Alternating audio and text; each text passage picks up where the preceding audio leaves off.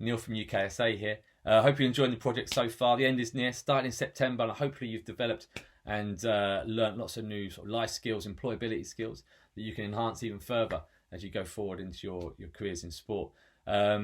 Stage 4 is all about just reviewing what you did in stage 3, really. So your planning and your delivery of your sports campaign initiative and your sports event is where we're going to start. Okay, so we're going onto the platform and we're talking about the strengths and weaknesses of the event, the strengths and weaknesses of yourself as well, and how you helped in the planning and delivery of the campaign and the sports events. Okay, they're asking you to do that, and you'll get the higher grades and merits and distinctions the more you can base those conclusions on information gathered. So any feedback you got from your tutor, any feedback you got from the participants. In the case of in the scenario of the sports campaign, in the initiative that you put together and run, did you see a change in those teenagers that in the scenario that I asked you to use or I suggested you use? Did you see any change in their behaviour?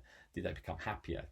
Was their mental health improved? Was their physical health improved because they were getting back into sport and getting a focus again around being healthy and being physically active?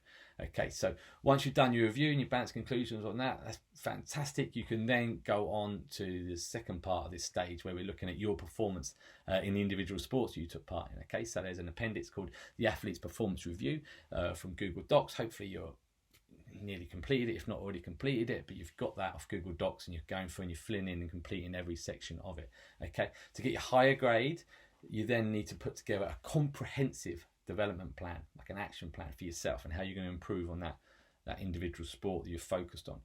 Okay, so comprehensive, it needs to have a lot of detail, it needs to show a real understanding and a real good knowledge of the sport and how you can develop in any sport, but specifically the sport you're focused on. Okay, you then need to look at the peer that you analysed as well for the individual event. So you've got a fellow student, hopefully you've got some data you've analysed there, and then you need to sort of put together a review of their performance. What was their strengths and weaknesses? And you need to try and rank that a little bit. So you need to talk about the most important strength and the least important strength, the most important, the weakness that's going to have the biggest impact, and the weakness that's perhaps going to have the smallest impact.